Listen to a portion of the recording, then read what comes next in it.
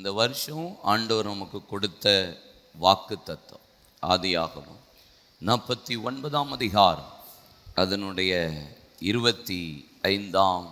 உன் தகப்பனுடைய தேவனாலே அப்படி ஆயிற்று, அவர் உனக்கு துணையாய் இருப்பார். அவர் உனக்கு துணையாய் இருப்பார். சர்வ வல்லவராலே அப்படி ஆயிற்று. சர்வ வல்லவராலே அப்படி ஆயிற்று. அவர் உயர வானத்தில் இருக்கும் உண்டாகும் ஆசீர்வாதங்களினாலும், வானத்தில் உண்டாகும் ஆசீர்வாதங்களினாலும், கீழே ஆழத்தில் உண்டாகும் ஆசீர்வாதங்களினாலும், ஸ்தனங்களுக்கும் கர்ப்பங்களுக்கும் உரிய ஆசீர்வாதங்களினாலும் உன்னை ஆசீர்வதிப்பார். கர்த்தர் உனக்கு துணையா இருப்பார். அவர் உன்னை ஆசீர்வதிப்பார்.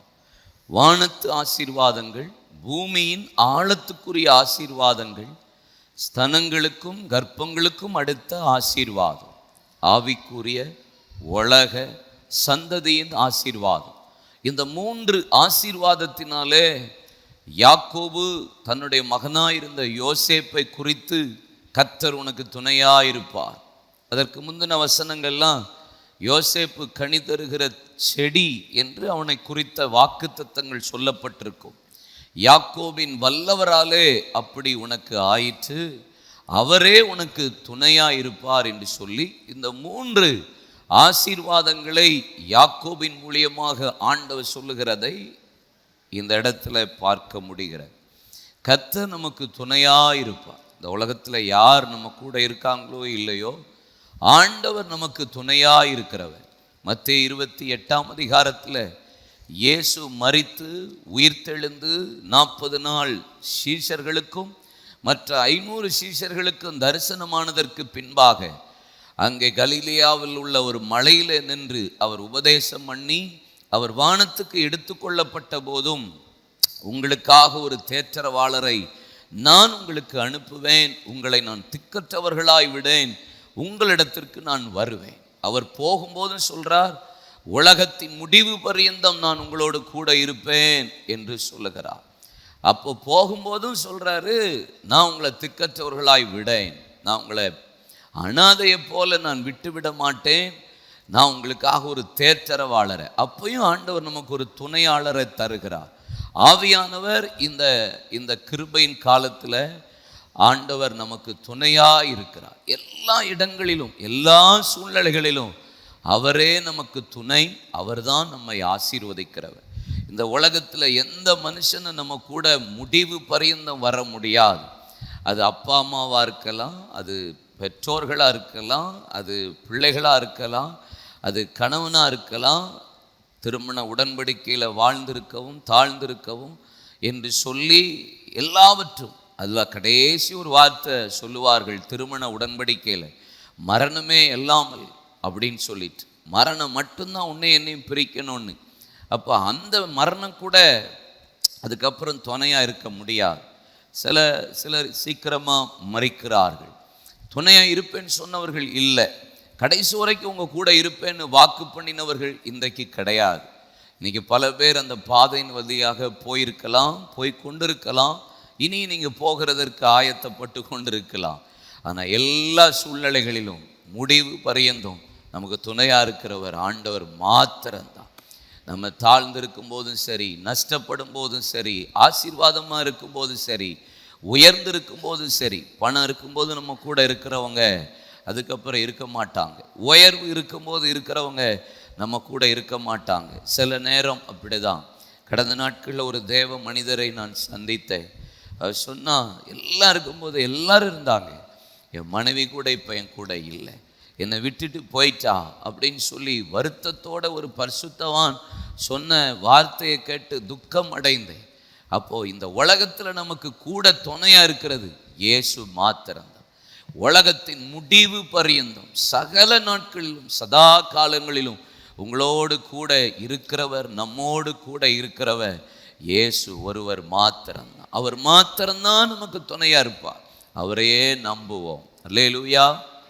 அவர் நமக்கு துணை. உபாகமத்தின் புஸ்தகம் 33ஆம் அதிகாரம் 13 நீங்கள் 17 வசனத்தை வாசித்தா, அங்கே யாக்கோபு தன் பிள்ளைகள் மீது கை வைத்து ஆசீர்வதித்த போது தான் யோசேப்புக்கு சொன்ன ஆசீர்வாதம் சொல்லப்பட்டிருக்கிறது. ஆனா ஆவிக்குரிய தகப்பனா இருந்த மோசே யோசேப்புக்கு கொடுக்கிற, யோசேப்பை பார்த்து சொன்ன ஆசீர்வாதம் என்ன பாருங்க. உபாகமம் 33:13 நீங்க வசனத்தை நீங்க எல்லாரும் எடுத்துக்கோங்க, வாசிக்க கேட்போம். யோசேப்பை குறித்து கர்த்தரால் அவனுடைய தேசம் ஆசீர்வதிக்கப்படுவதாக, அது வானத்தின் செல்வத்தினாலும் பனியினாலும் ஆழத்தில் உள்ள நீரூற்றுகளினாலும் சூரியன் பக்குவப்படுத்தும் அருமையான கனிகளினாலும் சந்திரன் பக்குவப்படுத்தும் அருமையான பலன்களினாலும் ஆதி பர்வதங்களில் உண்டாகும் திரவியங்களினாலும் நித்திய மலைகளில் பிறக்கும் அரும் பொருள்களினாலும் நாடும் அதன் நிறைவும் கொடுக்கும் அருமையான தானியங்களினாலும் ஆசீர்வதிக்கப்படுவதாக.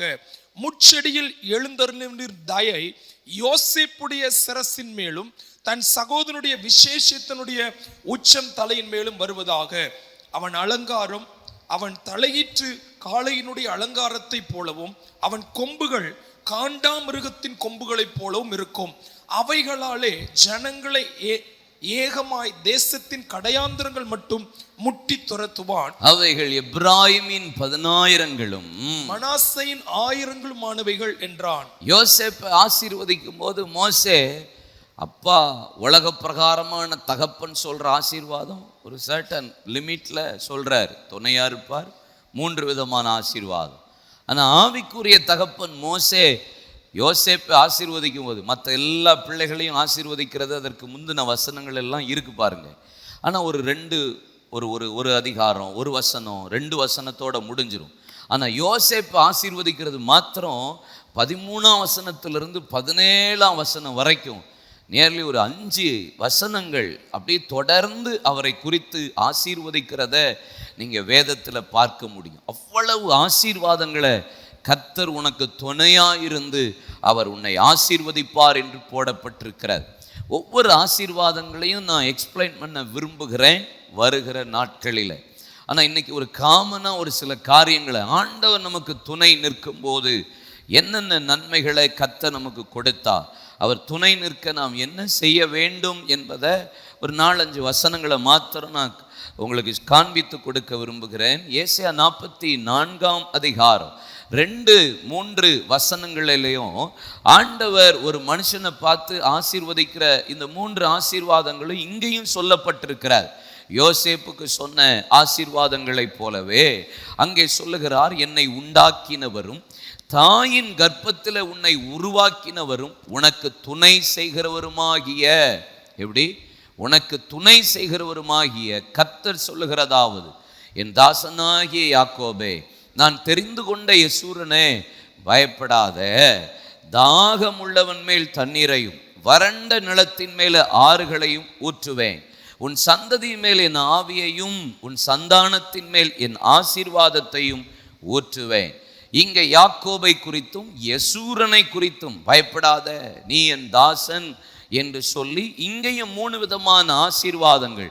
கர்த்தர் உனக்கு உருவாக்கினவர், உனக்கு துணை செய்கிறவருமாயிருக்கிற யாக்கோபுக்கு சொல்லும்போது சொல்றார், உனக்கு துணையா இருக்கார் பார்த்தீங்களா, நீ கோளும் தடியோடு புறப்பட்டு போகும்போதும் உனக்கு துணையா இருந்தார்ல, நீ அங்கே மாமா வீட்டில் இருந்த போதும் கர்த்தர் உனக்கு துணையா இருந்தார்ல, உன் மாமா உன்னை வஞ்சித்த போதும் கர்த்தர் உனக்கு துணையா இருந்தார்ல, உன் மாமா திரும்பி உன்னை நீ வரும்போது 2 பரிவாரங்களாய் வரும்போது விரட்டி வந்து அவன் உனக்கு துணையா இருந்தார்ல, அந்த சத்துருக்களுக்கு விலக்கி பாதுகாத்து துணையா இருந்தார்ல, ஏசா 400 யுத்த மனுஷர்களோடு எழும்பி வந்து உன்னை அழிக்க வந்த போதும் கர்த்தர் உனக்கு துணை செய்தார்ல, எல்லாவற்றிலும் கர்த்தர் உனக்கு துணை செய்கிறவருமாய் இருக்கிறவர் சொல்லுகிறதாவது, என் தாசனாகிய யாக்கோபே, நான் தெரிந்து கொண்ட இஸ்ரவேலே, யெசூரனே, நீ பயப்படாத, உனக்கு இந்த 3 ஆசீர்வாதங்களையும் கர்த்தர் நான் உனக்கு தருகிறேன் என்று யாக்கோபை பார்த்து சொல்லுகிறதும் இங்கே வேதத்தில் சொல்லப்பட்டிருக்கிறார்.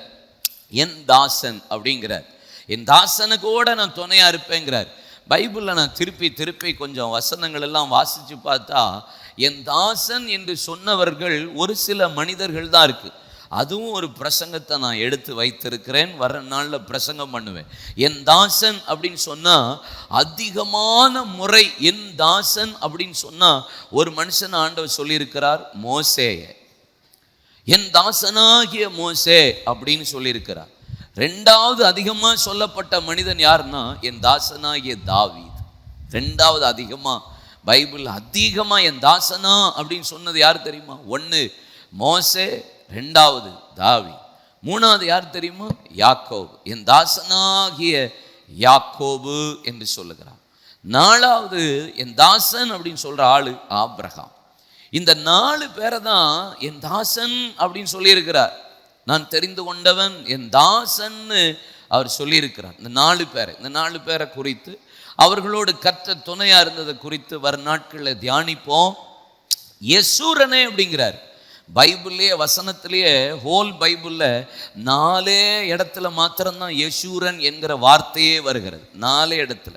உபாகமத்தில் 3 இடம், ஏசாயா தீர்க்க தரிசன புஸ்தகத்தில் ஒரே ஒரு இடத்துல, மொத்தம் 4 இடத்துல தான் யெசூரன் என்கிற பெயரே வருகிறது.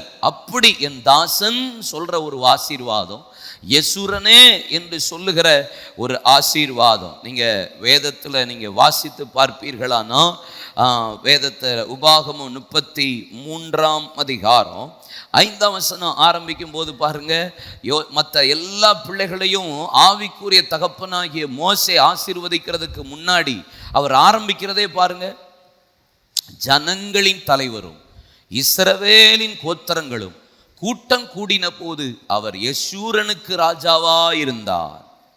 26ஆம் வசனம் போடுங்க. 26ஆம் வசனம். யெசூரனுடைய தேவனை போல் ஒருவரும் இல்லை. யெசூரனின் தேவனை போல ஒருவனும் இல்லை. அவர் உனக்கு சகாயமாய் வானங்களின் மேலும் தமது மாட்சிமையோட ஆகாய மண்டலங்களின் மேலும் ஏறி வருகிறார். அல்லேலூயா. 32ஆம் அதிகாரம் 15ஆம் வசனத்துல மீண்டும் அங்கே போடப்பட்டிருக்கிறதை நீங்கள் பார்க்க முடியும். 32:15. யெசூரன் கொழுத்து போய் உதைத்தான், கொழுத்து ஸ்தூளித்து நினந்துண்ணின போது தன்னை உண்டாக்கின தேவனை விட்டு தன் ரட்சிப்பின் கண்மலையை அசட்டை. இந்த 4 இடத்துல தான் யெசூரன் என்று வருகிறது. தாசன் ஒரு கூட்டம், இஸ்ரவேல் ஒரு கூட்டம், ஆமென், யெசூரன் ஒரு கூட்டம். இந்த 3 கூட்டத்தை பார்த்து பயப்படாத, உனக்கு துணை செய்கிறவருமா இருக்கிறவர். இந்த 3 விதமான ஆசீர்வாதங்களை கர்த்தர் நமக்கு தருகிறார்.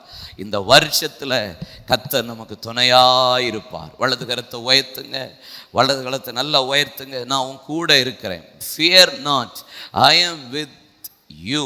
உன் கூட நான் இருப்பேன். ஒரு 4-5 வசனங்களை உங்களுக்கு காண்பித்து கொடுக்கிறேன். கண்டினியூவாக இந்த வசனத்தை நாம் தியானிப்போம். அவர் நம்ம கூட இருக்கிறாருங்கிற அந்த சிந்தனை நமக்கு எப்போதும் கூட இருக்கட்டும், எப்போதும் இருக்கட்டும். நான் தனியாக இல்லை, நான் தனி ஆள் அல்ல, கர்த்தர் துணையாக இருக்கிறேன். பக்கத்தில் பாஷ, நான் தனி இல்லை சொன்னீங்களா? நான் தனி ஆள் கிடையாது. ஆமாம், கர்த்தர் துணையாக இருக்கிறார். சரி, யாத்ராகமம் 14ஆம் அதிகாரம் அதனுடைய 25ஆம் வசனம்.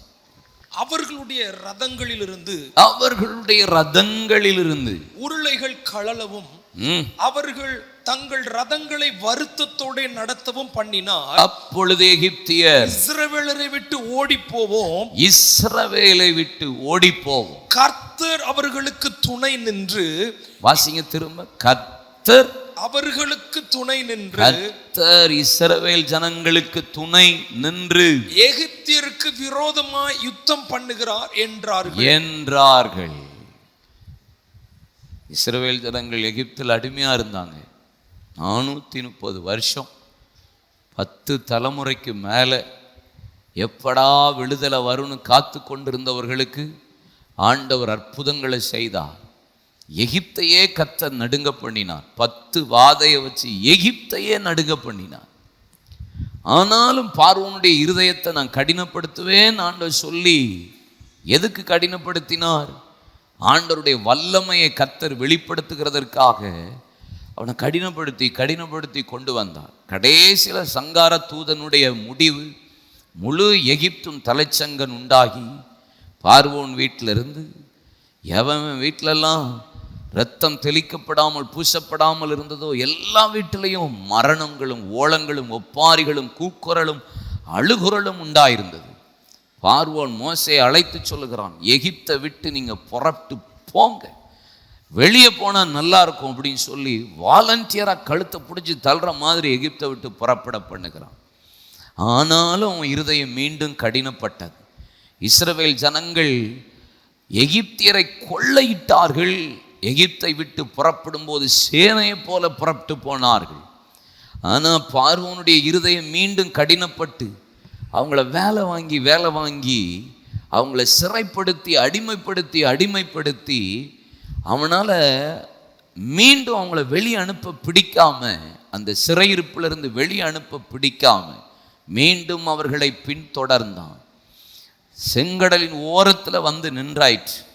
அப்பொழுது இஸ்ரவேல் ஜனங்கள் ஐயோ என்ன செய்வதுன்னு யோசித்த போது செங்கடலில் கர்த்தர் சொல்கிறாரு, கர்த்தர் உங்களுக்காக யுத்தம் பண்ணுவா, நீங்கள் சும்மா இருப்பீர்கள், கர்த்தர் செய்கிற ரட்சிப்பை நீங்கள் தரித்து நின்று கொண்டு காண்பீர்கள். கையை ஓங்கி நீட்ட சொன்னார், செங்கடல் பிளந்தது, இஸ்ரவேல் ஜனங்கள் வெட்டாந்தரையில் நடந்தார்கள். எவ்வளோ ஆசீர்வாதம் பாருங்கள், எவ்வளோ பெரிய பாக்கியம் இல்லை. இப்படிப்பட்ட சீரை பெற்ற ஜனம் வேற எந்த இடத்துல உண்டு? எவ்வளோ பெரிய ஆசீர்வாதமான கூட்டம், நம்ம போல யாரும் இருக்க முடியாது. அப்படி செங்கடலின் வழியாக போகும்போது பார்வோனுடைய இருதயம் மீண்டும் கடினப்பட்டு அவர்களை துரத்தினான். வேதம் சொல்லுகிறது, பார்வோனும் இஸ்ரவேலர்கள் கடந்தது போலவே செங்கடலின் உள்ளாக வந்தபாது வேதம் சொல்லுகிறது, அவர்களுடைய உருளை உருளவும் கலரவும் அவங்கள் ரதத்தை வருத்தத்தோடு நடத்தவும் கர்த்தர் பண்ணினார். அவர்களை போல எகிப்தியர் உள்ள நுழைஞ்சிடலாம் நினச்ச போது எகிப்தியர் வாயிலிருந்து ஒரு வார்த்தை வருது, எப்பா இவ்வளோ வருஷம் சிறைப்படுத்தினோம், அடிமைப்படுத்தினோம், அவங்கள ஒடுக்கினோம், உபத்திரவப்படுத்தினோம், அழுதாங்க, புலம்பினாங்க, அவங்களையே வைக்கோல் எடுத்து அவங்களே செங்கல் சுட வச்சோம். அதெல்லாம் அவங்க ஆண்டவர் அவங்கள சரி செய்கிறதுக்காக செஞ்சிருப்பார்.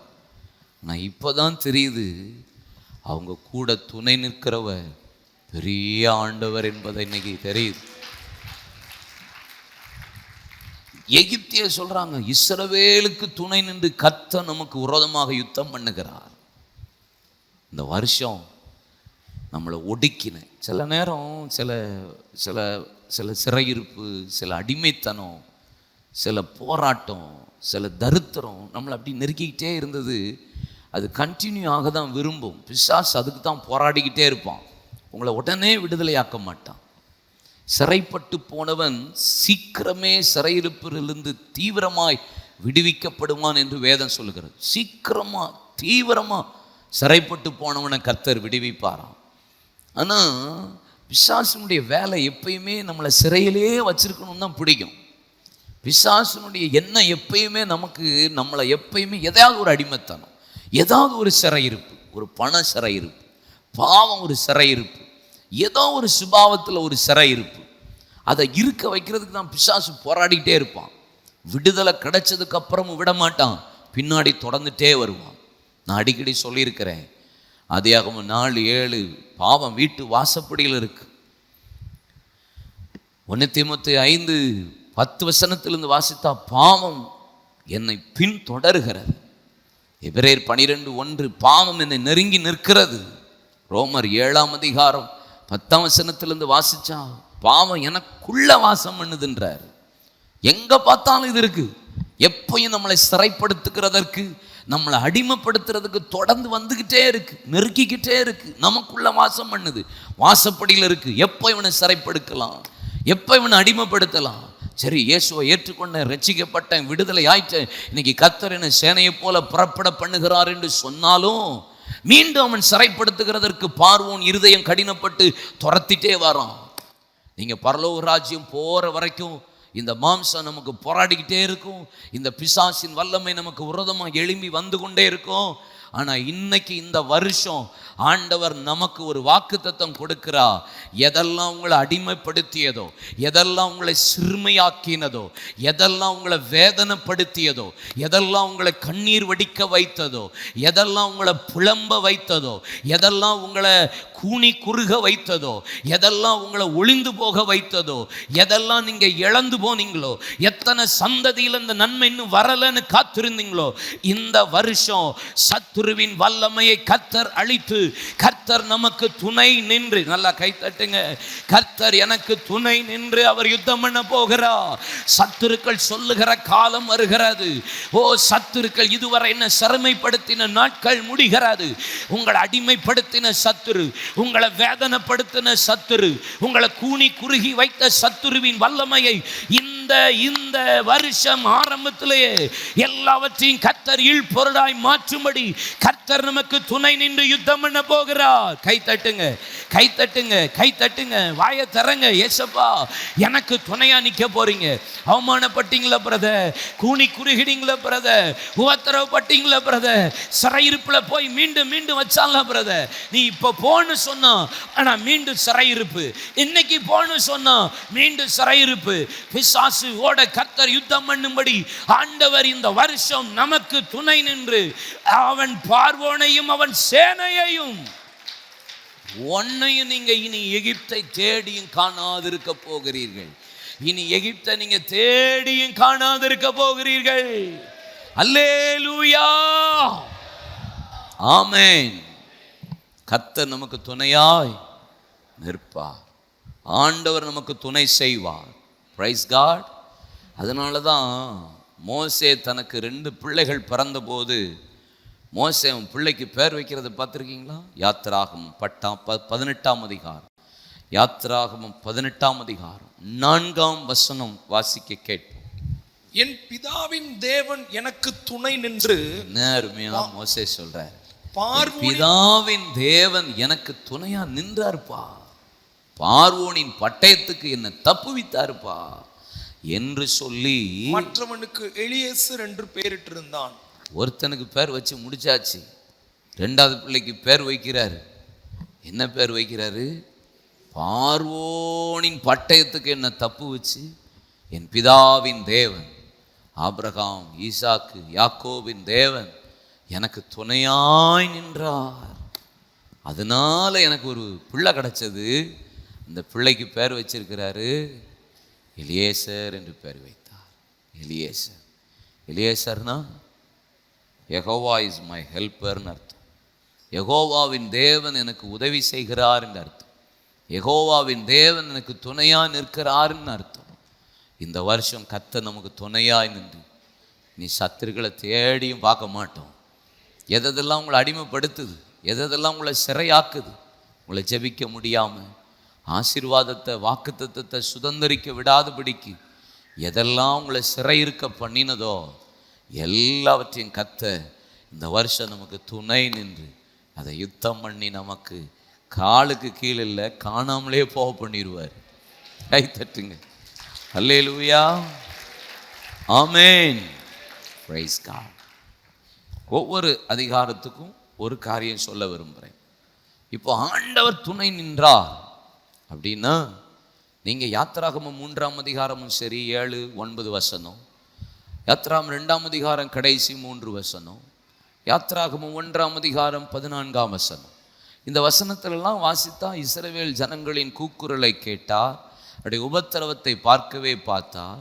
ஆலோட்டிகளின் நிமித்தம் விடுகிற கூக்குரலை கேட்டு பெருமூச்சின் சத்தத்தை கேட்டு இஸ்ரவேல் ஜனங்களை ஜீவனை எகிப்தியர் கசப்பாக்கினதை பார்த்து அவங்கள மோசையை தெரிந்து கொண்டு விடுதலையாக்க புறப்பட்டாருன்னு இருக்கு. அப்போ அவங்க கர்த்தரை நோக்கி கூப்பிட்டுருக்காங்க. 1 இப்போ வெளியே வந்தாச்சு. அப்போ கூப்பிட்டதுக்காக கர்த்தர் மோசையை கர்த்தர் எழுப்பி உள்ள அனுப்பிட்டாரு.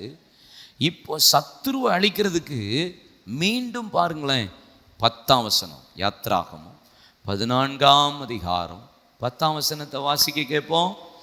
பார்வோன் சமீபித்து வருகிற போது, பார்வோன் சமீபித்து வருகிற போது இஸ்ரவேல் புத்திரர் தங்கள் கண்களை ஏறெடுத்து பார்த்து எகிப்தியர் தங்களுக்கு பின்னே வருகிறதை கண்டு மிகவும் பயந்தார்கள். பயம் வருது.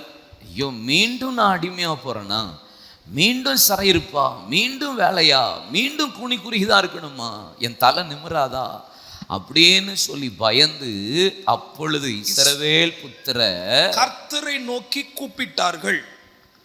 என்ன செய்யணும்? கர்த்தர் எனக்கு துணை நின்று யுத்தம் பண்ணணும்னா என்ன செய்யணும்? கூப்பிடணும். கூப்பிட தான் கர்த்தர் துணை செய்வார். எவ்வளோ கூப்பிடுறீங்களோ இந்த வருஷம் எவ்வளவு ஆண்டவரை கூப்பிடுறீங்களோ, தாவீதின் குமாரனே, அல்லேலூயா சொல்லுங்க. ஆமென். 2 நாளாகமத்தின் புஸ்தகம் 14ஆம் அதிகாரம் 8-9 வசனம். யூதாவிலே பரிசையும் ஈட்டியும் பிடிக்கிற 3 லட்சம் பேரும், பெஞ்சமினிலே கேடகம் பிடித்து வில்லை நாணேற்றுகிற 2,80,000 பேருமான, டோட்டல் பண்ணுங்க 3 லட்சம், அடுத்தது 2,80,000, அப்புறம் டோட்டல் 5,80,000. அப்ப யாரு? சத்துரு எப்படி வருது சொல்லுங்க. அவர்களுக்கு விரோதமாகிய எத்தியோப்பியனாகிய சேரா 10 லட்சம் பேர்கள் சேர்ந்த சேனையோடும், கர்த்தருடைய பிள்ளைகள் 5,80,000 பேர் தான் இருக்காங்க. ஆனா சத்துரு எத்தியோப்பியனாகிய சேரா எவ்வளவு பேரோட வரான்?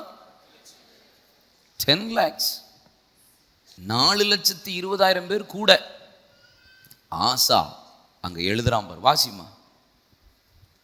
அவர்களுக்கு விரோதமாக எத்தியோப்பியனாகிய சேரா 10 லட்சம் பேர்கள் சேர்ந்த சேனையோடும் 300 ரதங்களோடும் புறப்பட்டு மரேசா மட்டும் வந்தான். 11ஆம் வசனம் வாசி. ஆசா இங்க பாருங்க, 5,80,000 எங்க இருக்கு, 10 லட்சம் எங்க இருக்கு? கொஞ்சம் கூட கால்குலேஷன் என்ன தப்பாவே இருக்கு. இவ்வளவு கூட்டம், ஆனா இங்க கொஞ்சம் கூட்டம். எத்தியோப்பியன் ஆகிய, அங்க எகிப்தியன், இங்க எத்தியோப்பியன். அங்க ஒரு சத்துரு எழும்பி வருகிறது. கர்த்தர் நோக்கி கூப்பிட்ட போது கர்த்தர் துணை நின்றார். இங்க ஆசாவுக்கு விரோதமா எத்தியோப்பியன் ஆகிய 10 லட்சம் பேர் 300 ரதங்களோடு வருகிறான். சத்துரு எழும்பி வருது. என்ன செய்ய போறோம்? என்கிட்ட கொஞ்சம் தானே இருக்கு, என் கூட கொஞ்சம் ஆள் தானே இருக்காங்க, கொஞ்சம் பேர் தானே இருக்கிறோம். அப்படி சொல்றீங்களா? எனக்கு யார் துணையா இருப்பா? யார் துணையா இருப்பா? நான் கொஞ்சம் தான் ஆண்டவரே. வேதம் பாருங்க, வாசி அந்த தம்பி. ஆசா தன் தேவனாகிய கர்த்தரை நோக்கி கூப்பிட்டு கர்த்தாவே, பலன் உள்ளவனுக்காகிலும் பலனற்றவனுக்காகிலும் உதவி செய்கிறது உமக்கு லேசான காரியம். எங்கள் தேவனாகிய கர்த்தாவே, எங்கள் தேவனாகிய கர்த்தாவே, எங்களுக்கு துணை நில்லும், எங்களுக்கு துணை நில்லும். உம்மை சார்ந்து உம்முடைய நாமத்தில் ஏராளமான இந்த கூட்டத்திற்கு எதிராக வந்தோம். கர்த்தாவே, நீர் எங்கள் தேவன், எங்கள் தேவன், மனுஷன் உம்மை மேற்கொள்ள விடாதேயும் என்றான். அல்லேலூயா. எங்களுக்கு துணை நில்லுங்கப்பா, நாங்க கொஞ்சம் பேர் தான். எலிசா ஜெபிக்கிறான், வேலைக்காரனுடைய கண்களை திறந்தருளும் என்று. முழு மலையை சுற்றிலும் அவ்வளவு ரதங்களும் குதிரைகளும் இருக்கிறது. வேலைக்காரன் பார்த்துட்டு இவ்வளவு கூட்டமா அப்படின்னு சொன்னா, எலிசா ஒரே ஒரு ஜெபம் பண்றான். கர்த்தரை நோக்கி கூப்பிட்டு ஒரு ஜெபம் பண்றான், ஆண்டவரே வேலைக்காரனுடைய கண்களை திறந்தருளும். ஜெபிச்ச உடனே அவன் கண்ணை திறந்து பார்த்தா, அக்னிமயமான ரதங்களும் குதிரைகளும் மலையை சுற்றி நின்றது. அவர்களோடு இருப்பதை காட்டிலும் நம்மோடு இருக்கிறது அதிகம். பக்கத்தில் பார்த்து சொல்லுங்க, அவர்களோடு இருக்கிறத பார்க்கிலும் நம்மோடு இருக்கிறது அதிகம். இந்த 2 நாளாகமம் 14ஆம் அதிகாரம் 4ஆம் வசனத்திலையும் 7ஆம் வசனத்திலையும் வாசித்து பாருங்க. தங்கள் பிதாக்களின் தேவனாகிய கர்த்தரை தேடவும், நியாயப்பிரமாணத்தின்படியும் கற்பனைகளின்படி செய்யவும். 7ஆம் வசனம், அவன் யூதாவை நோக்கி, தேசம் நமக்கு முன்பாக அமர்ந்திருக்கையில் நாம் இந்த பட்டணங்களை கட்டி அவைகளுக்கு அலங்கங்கள், கோபுரங்கள், வாசல்கள் உண்டு பண்ணி தாழ்பால் போட்டு பலப்படுத்துவோமாக. நம்முடைய தேவனாகிய கர்த்தரை தேடின போது சுற்றிலும் நமக்கு இளைப்பாறுதலை கட்டளையிட்டார் என்றான். அப்படியே கட்டினார்கள், அவர்கள் காரியம் வாய்த்தது. அப்படின்னா கர்த்தரை தேடு, ஒன்று கர்த்தரை கூப்பிடுறது, இன்னொன்று கர்த்தரை தேடுறது. அதுல கற்பனைகளின்படி செய்ய, நியாயம் பிரமாணத்தின்படியும் கற்பனையின்படியும் செய்யவும். எப்ப கர்த்தர் துணை நிற்பார்? நம்ம கொஞ்சமா, அவன் 10 லட்சம் பார்க்கறதுக்கு மாம்சத்தில் அதிகமா இருக்கிறான். ஆனா கர்த்தர் நமக்கு துணை நின்று, ஆசாவுக்கு கர்த்தர் யுத்தம் செய்ய, கர்த்தர் ஆசாவுக்கு துணை நின்று யுத்தம் பண்ணி எத்தியோப்பியனை முறியடித்ததற்கு காரணம் என்ன தெரியுமா? கூப்பிட மாத்திரமல்ல, எக்ஸ்ட்ராவே ஆட் ஆகுது, துணை கற்பனைகளின்படி செய்ய தேடுங்க. வசனத்தில் அவரை தேடுங்க. அவரை கண்டடையத்தக்க சமயத்தில் நீங்கள் பார்க்கணும்னா அவரை தேடணும். அவரை தேடினால் நீங்கள் கண்டடைவீர்கள். அவர் உங்களுக்கு தென்படுவார். நீங்கள் அவரை விட்டுவிட்டால் அவர் உங்களை விட்டு விடுவார். நீங்க தேடுனா நீங்க அவர் தென்படுவார். தேடவே இல்லைன்னா எப்படி நமக்கு துணை நிற்பார்? கற்பனைகளின்படியும் நியாயப்பிரமாணத்தின்படியும் செய்யவும் ரொம்ப கவனமா இருந்தாங்களாம். தேடுறது மாத்திரம் அல்ல, கூப்பிடுறது மாத்திரம் அல்ல. டிசிப்ளினே எங்க வருது தெரியுமா? செய்யறதுல தான் இருக்கு, கடைபிடிக்கிறதுல தான் இருக்கு, கீழ்ப்படுகிறதுல தான் இருக்கு. சவுல கர்த்தர் போய் சொல்றார் சாமுவேல் தீர்க்கதரிசி மூலியமா, போய் நீ கில்காலில் போய் காத்துரு, 7 நாள் காத்துரு, நான் வருவேன், வந்து பலி செலுத்துவோம். எல்லாம் ஓகே. கில்காலுக்கு போனான், சூப்பர். அங்கே கர்த்தரை நோக்கி பார்த்தான், ஓகே. தேடுனா ஓகே. சாமுவேல் தீர்க்கதரிசி வர தாமதமான போது பலிபீடம் கட்டினான், ஓகே. பலியை செலுத்தி எல்லாவற்றையும் சந்து சந்தாக துண்டித்து வருவான் வெயிட் பண்ணிட்டே இருந்தார். வரலன்னு பலி செலுத்திட்டான். ஏன்னா சத்துரு வாரான். ஆனால் கீழ்ப்படுகிறத விட்டுட்டான். கற்பனைகளின்படி எல்லாவற்றையும் செய்தான். ஆனால் அதை அபியாசப்படுத்துறதுக்கு விட்டான். ஆண்டவருடைய வார்த்தை வருகிறது, இப்படி நீ துணிகரம் கொண்டனது என்ன? கர்த்தர் உன்னை ராஜாவா இராதபடி புறக்கணித்து தள்ளினா. கர்த்தர் உனக்கு துணை நிற்கவில்லை. அவர் இருதயத்துக்கு ஏற்றவனை தேடி போகிறார். தேடுறான், கூப்பிடுறான், செய்யக்கூட செய்யறான். ஆனா அதை அபியாசப்படுத்தலை. இன்னைக்கு ஒப்பு கொடுத்துருவோம். அவர்களோடு இருக்கிறவர்களை காட்டிலும் நமக்கு துணை நின்று யுத்தம் பண்ணுகிறவ நம்முடைய ஆண்டவர். அல்லேலூயா சொல்லுங்க. ஆமேன். தேவன் செய்வாரா செய்ய மாட்டாரா?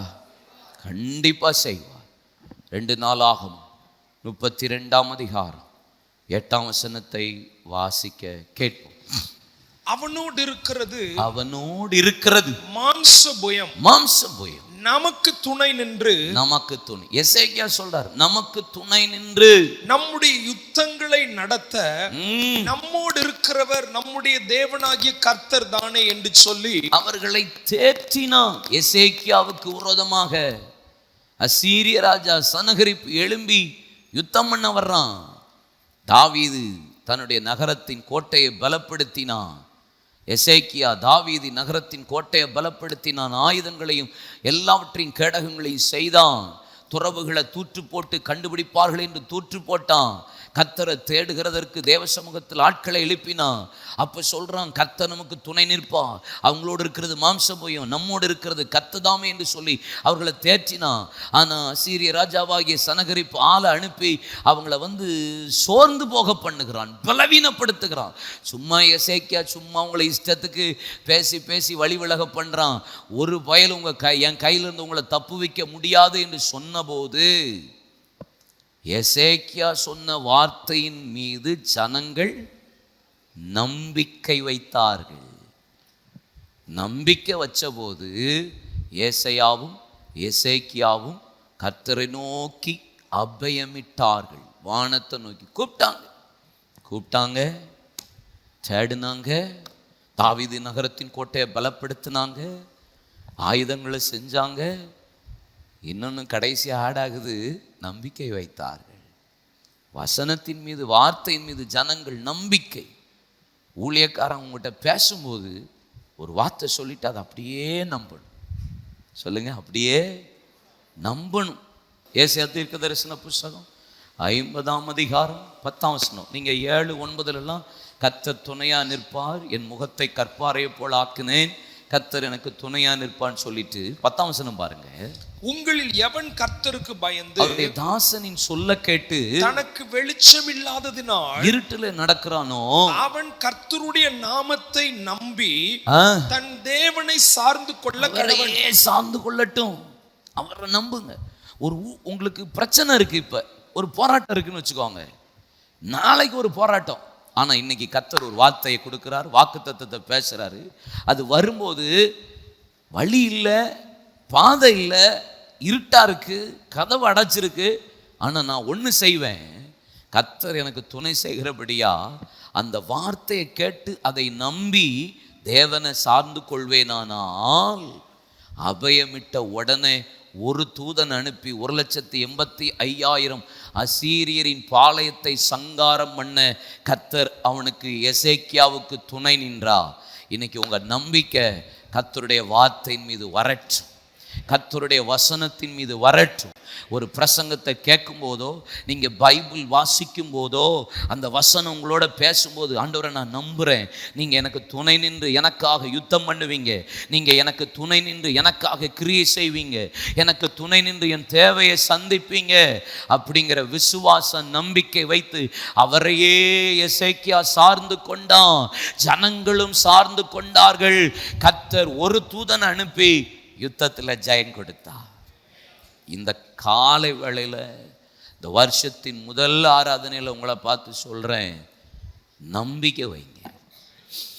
எபிரேயர் 10:23 உங்கள் நம்பிக்கையை அறிக்கை பண்ணுகிறதில் அசைவில்லாத உறுதியாயிருங்கள், வாக்குத்தத்தம் பண்ணினவர் உண்மை உள்ளவராயிருக்கிறார். உங்கள் நம்பிக்கையை அறிக்கை பண்ணிக்கிட்டே இருக்கணும். நடக்கும், செய்வார், என் கூட இருக்கிறார், யுத்தம் பண்ணுவார், கத்த செய்வா, என் கணவனை ரட்சிப்பா, என் பிள்ளைகளை ரட்சிப்பா, என் பிள்ளைகள் ஊழியத்துக்கு, என் குடும்பம் ஆசீர்வதிக்கப்படும், எனக்கு பிஸ்னஸ் ஆசீர்வதிப்பா. இப்போ இருக்கிறத பார்க்கல நான் 1000 மடங்கு பெருகுவேன். கர்த்தர் எனக்கு வலது பக்கத்திலும் இடது பக்கத்திலும் கர்த்தர் எனக்கு துணையா நிற்கிறா. எனக்கு முன்பாக அவர் போவா, எனக்கு சத்துருக்களை சிதறுண்டு போகும்படி செய்வா. கர்த்தர் எனக்கு துணையா இருப்பா, எனக்கு நன்மைகளை தருவா. எனக்கு அறிக்கை பண்ணிக்கிட்டே இருக்க போகிறோம், அறிக்கை பண்ணிட்டே இருக்க போகிறோம். இப்ப இருக்கிறதை பார்க்கிறதும் 1000 மடங்கு, இப்ப இருக்கிறதை பார்க்கலும் பழுகி பெருக, இப்ப இருக்கிறதை பார்க்கலும் ரகபோத். இப்ப சூழ்நிலை மாறலாம், இப்ப சூழ்நிலை சாதகம் இல்லாம இருக்கலாம். நான் நம்பிக்கை வைப்பேன், அவரையே சார்ந்து கொள்வேன். சூழ்நிலை மாறுகிறது, கர்த்தர் எனக்கு துணையா இருப்பா. ஒருத்தனை எதிர்த்து நிற்க முடியாது. அல்லேலூயா. முத சொன்னேன் கூப்பிடுங்க, ரெண்டாவது தேடி கற்பனைகளை கை கொள்ளுங்க, மூணாவது என்ன செய்யணும்? நம்பணும், அவரே சார்ந்து கொள்ளணும். எஸ்ரா 8:22 வழியிலே சத்துருவை விலக்கி எங்களுக்கு துணை செய்யும்படிக்கு நான் ராஜாவின் இடத்தில் சேவகரையும் குதிரை வீரரும் கேட்க வெட்கப்பட்டிருந்தேன். எங்கள் தேவனுடைய கரம் தம்மை தேடுகிறவர்கள் எல்லார் மேலும் அவர்களுக்கு நன்மையாக இருக்கிறதென்றும் அவருடைய வல்லமையும் அவருடைய கோபமும் அவரை விட்டு விலகுகிறவர்கள் எல்லார் மேலும் இருக்கிறதென்றும் நாங்கள் ராஜாவுக்கு சொல்லி இருந்தோம். ஹல்லேலூயா. எஸ்ரா சொல்லுகிறார், எங்களுக்கு துணை செய்யும்படிக்கு நாங்கள் ராஜாவினிடத்திலும் சேவகரையும் குதிரை வீரையும் கேட்க வெட்கப்பட்டிருந்தோம். ஆண்டவரே, உலக பிரகாரமான ஒரு மனுஷன் எங்களுக்கு துணை செய்யறதுக்கு நான் கேட்கறதுக்கு வெட்கப்பட்டிருந்தேன்.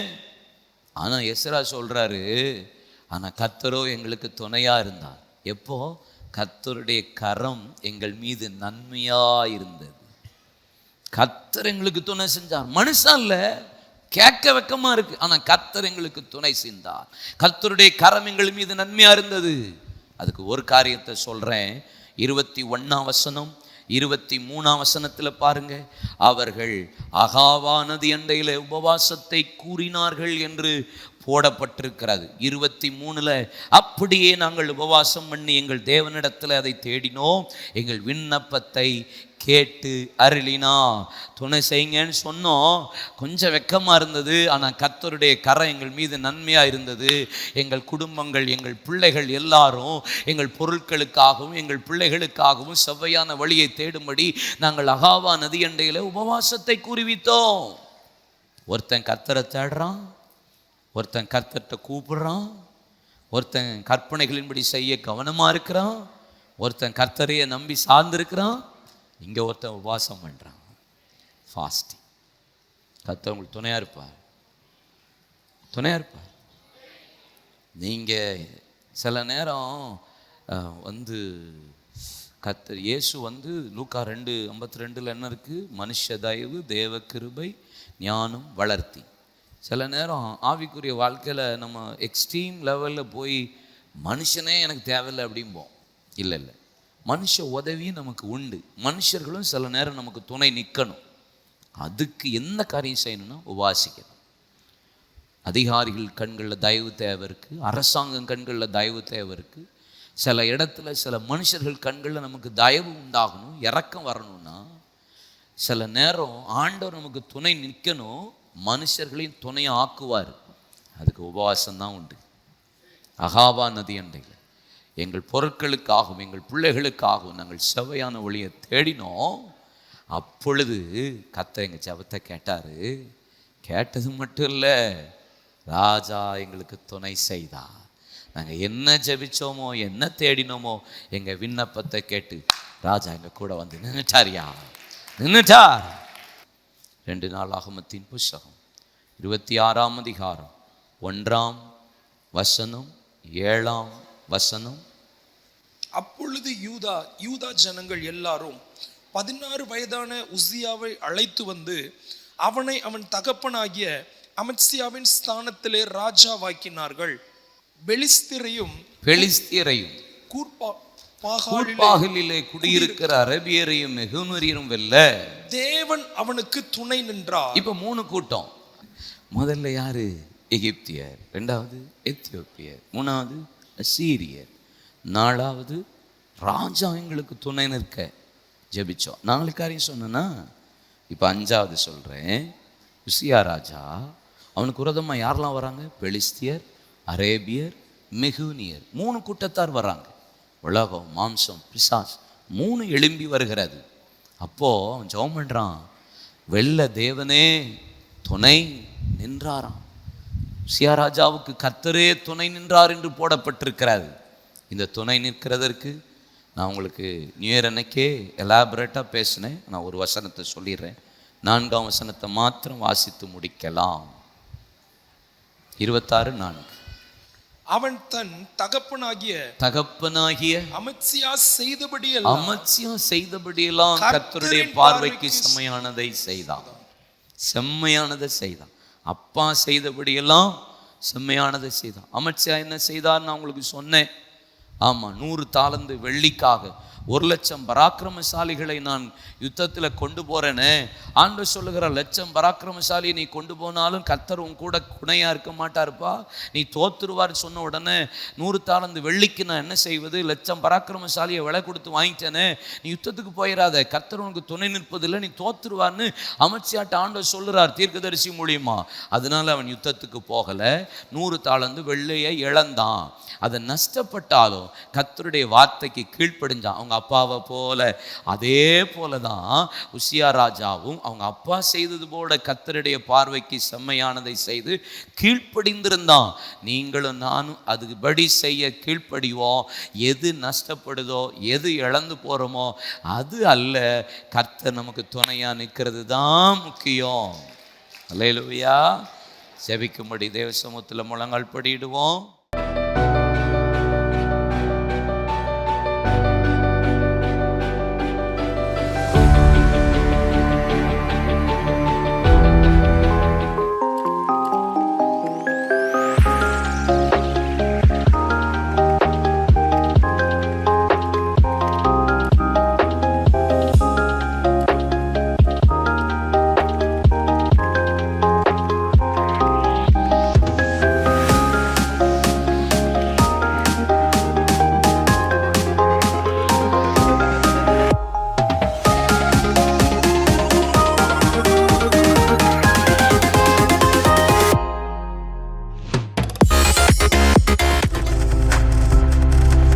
நீங்கள் பார்த்து கொண்டிருப்பது உங்கள் ஜாய் டிவி. உங்கள் துக்கம் சந்தோஷமாய் மாறும்.